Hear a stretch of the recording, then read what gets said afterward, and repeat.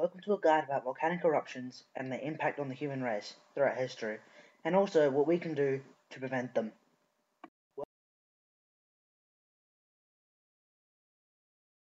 A volcano is a vent which transfers magma from the magma chamber through the conduit to the Earth's surface.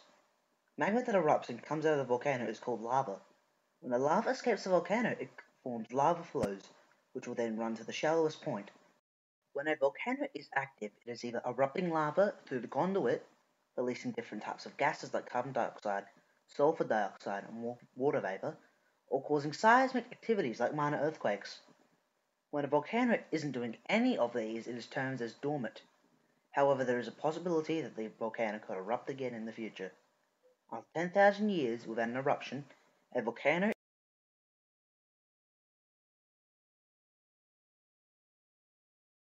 There are two main types of volcanoes.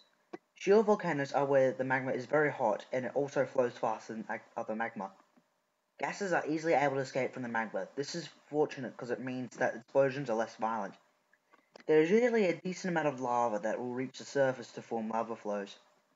Fortunately again, the lava flows are quite slow and it's possible for humans to outrun them. The temperature of this type of magma is between 800 and 1200.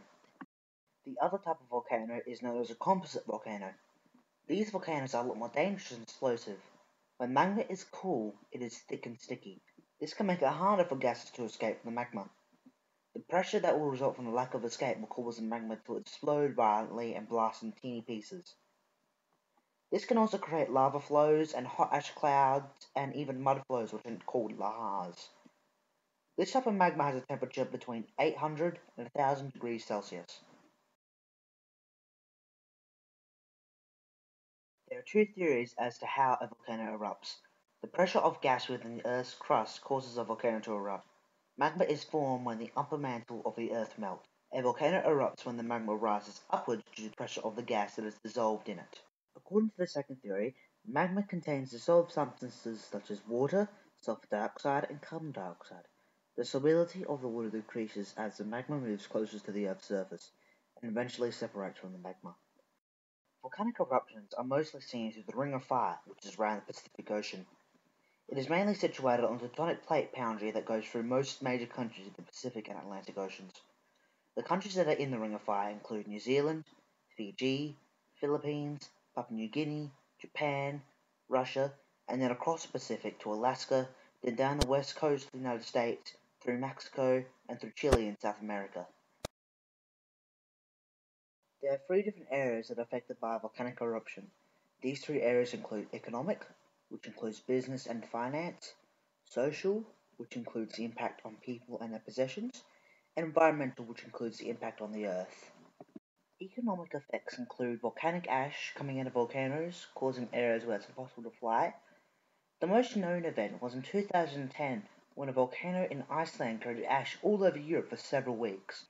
Also, another type of natural hazard that caused havoc was the 2011 Brisbane floods. This cost the Australian government over $440 million for total repairs, and that was just for Brisbane, and not even the surrounding countryside. We can make the presumption that $440 million is the same amount for volcanoes. Social effects can include the loss of businesses, industry, and even the loss of life. The highest loss of life from a volcano eruption was in 1815, when 92,000 lost their lives in the volcano Tambora in Indonesia. However, a lot of the loss of life wasn't due to the volcano, but due to starvation. One of the environmental impacts after a serious volcanic eruption is that vegetation and crops are destroyed, resulting in decreased food stocks. Other human impacts are the loss of human life, leading to severe and emotional stress, and loss of housing. There are many long-term effects, from things that can hurt a single instance to things that can hurt the entire planet. The first example was in 2010 when the Iceland volcano interrupted trade on Kenya's hothouse flower exports, which are responsible for 20% of the African nation's exports. They were rotting away in warehouses rather than being flown to Europe.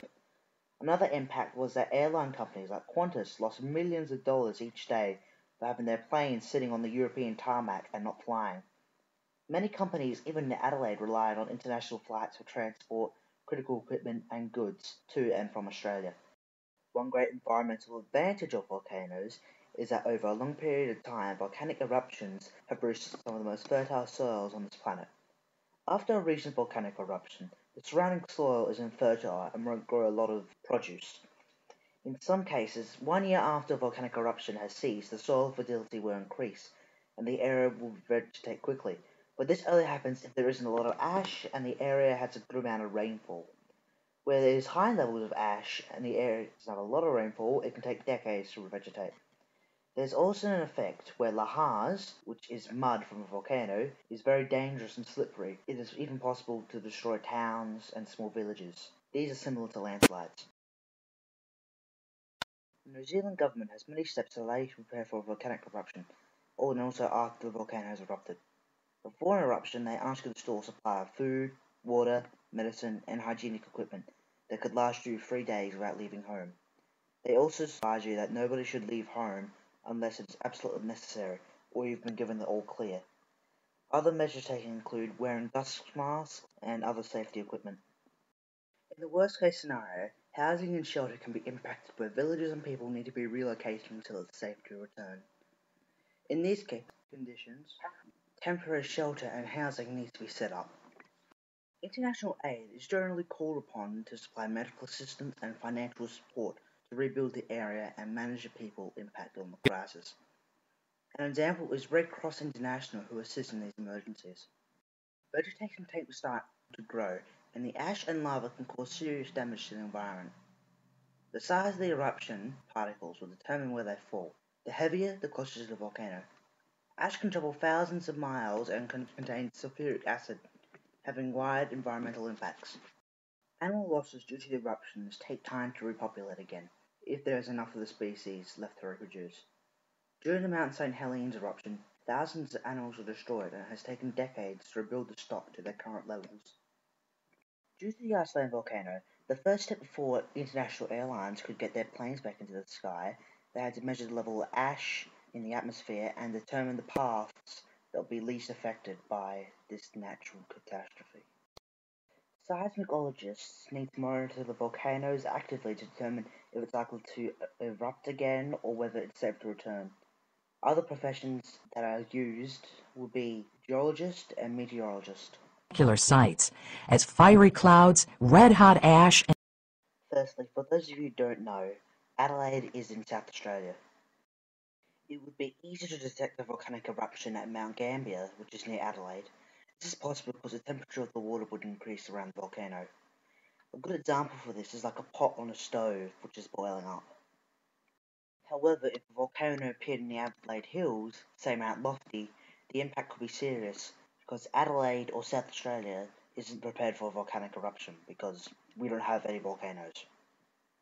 Impacts will include housing will be destroyed as many people live near the hills, potential loss of life because the hazard was unexpected, transport and airports will be closed due to the volcanic ash, industry will be impacted as transport links will be cut, there will be impacts on the wildlife in the Adelaide Hills, Adelaide would have to initiate state emergency procedures, and there will be a serious aftermath for the volcano, both social, financial, and environmental.